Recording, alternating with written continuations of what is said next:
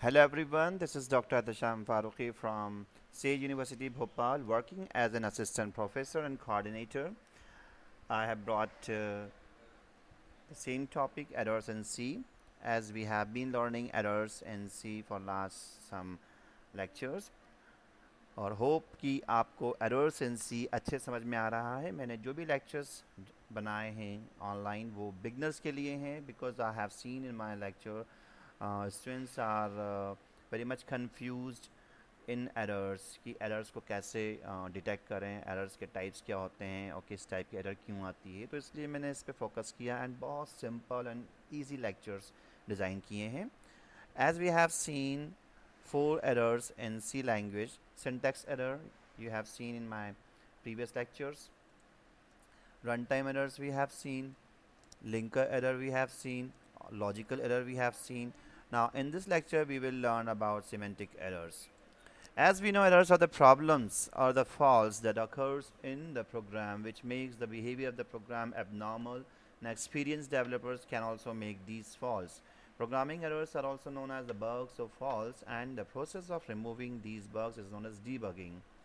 These errors are detected either during the time of compilation or execution. Thus, the errors must be removed from the program for the successful execution of the program. तो students आप ये समझ जाएं कि beginner से ही सिर्फ mistakes and false नहीं होते कोडिंग में, एक्सपीरियंस प्रोग्रामर भी कर सकता है, depends on the knowledge. Well ये मैं कहूँगा कि परसेंटेज ऑफ एरर जो होता है ज़्यादा होता है बिगनर्स का एज़ कम्पेयर टू एक्सपीरियंस जो प्रोग्रामर होते हैं, क्योंकि एक्सपीरियंस प्रोग्रामर को लॉजिकल एरर के अलावा जो सिंटैक्स एरर्स हैं और जो टाइप से एरर्स हैं उनकी काफ़ी नॉलेज होती है, तो वो इस बात का बहुत ख्याल रखते हैं. They focus on all these like errors while writing the code of the program. Well, in this lecture we will learn about semantic error. The next slide will show you a simple program and will inform you about semantic error. Semantic error. Semantic errors. This error occurs when the statements written in the program are not meaningful to the compiler. Simple से sentence बता दूं मैं आप लोगों को. इस तरह की एरर्स तभी आती हैं जब जो भी स्टेटमेंट हम लिख रहे हैं कोडिंग के अंदर प्रोग्राम में वो कंपाइलर के लिए यूज़लेस होता है, उसका कोई मीनिंग नहीं होता.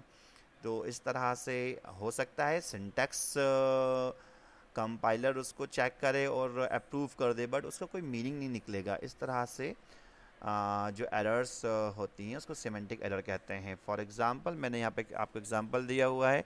Wide main we have declare three variables A B and C here. आप देख सकते हैं हमने यहाँ पर एडिशन किया है ए बी का और सी में हम लोगों ने आंसर होल्ड किया है. हम लोग मोस्टली क्या करते हैं, जो हम लोग का एक लॉजिक है, जो एक तरीक़ा है एडिशन का, ए प्लस भी करते हैं. एंड कंप्यूटर में स्पेशली इस तरह से हम लोग असाइन करते हैं वैल्यू. इसमें क्या होगा, ए प्लस बी का एडिशन हो के जो भी आंसर आएगा वो असाइन होगा सी में.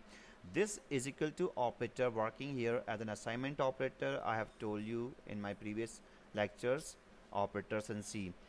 अगर हम असाइन करना चाहते हैं कोई वैल्यू तो हमें जो राइट साइड हमारे पास है टू लेफ़्ट साइड असाइन करना है तो इक्वल टू साइन यूज़ करना पड़ेगा. हम यहाँ देख सकते हैं हमने यहाँ पर जो एरर दी है कुछ इसका मकसद नहीं निकला. There is no meaning of this statement A plus B equal to C. What do mean by A plus B equal to C. Compiler भी कुछ डिटेक्ट नहीं कर पा रहा. ये यूजलेस है, मीनिंगलेस है कंपाइलर के लिए, इवन हम लोग के लिए भी, प्रोग्रामर के लिए. बट समटाइम इट हैपन्स, मतलब कोडिंग करते टाइम कुछ मिस्टेक्स ऐसी होती हैं जो सिमेंटिक एरर्स में आती हैं. तो मैं आपको ये शो करना चाह रहा हूँ कि सिमेंटिक एरर्स में वो एरर्स होती हैं जो स्टेटमेंट आते हैं इस तरह में जिनका कोई मीनिंग नहीं निकलता कोडिंग का, और वो as a code, as a text, as a statement हमारे प्रोग्राम में एग्जिस्ट रहते हैं. तो वो एरर सिमेंटिक कहलाती हैं. अब जब आप इसको रन करेंगे, एग्जीक्यूट करेंगे तो एरर शो करेगा. एरर शो करेगा कि L value, left value required as left operand of assignment A plus B equal to C.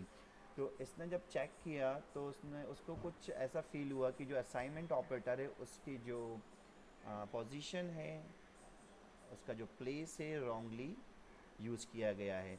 तो कंपाइलर ने आपको एक एरर मैसेज डिस्प्ले किया है, हिंट भी दिया है कि क्या मिस्टेक है। अगर आप यूज़ जानते हैं असाइनमेंट ऑपरेटर का तो इजीली इसको डिटेक्ट करके रिमूव करेंगे, डिबग कर देंगे।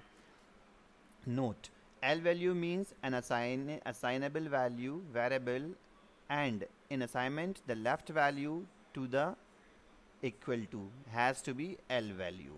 जो लेफ्ट वैल्यू होती है वो इक्वल टू के लेफ्ट होती है, जो वैल्यू साइन करना होता है।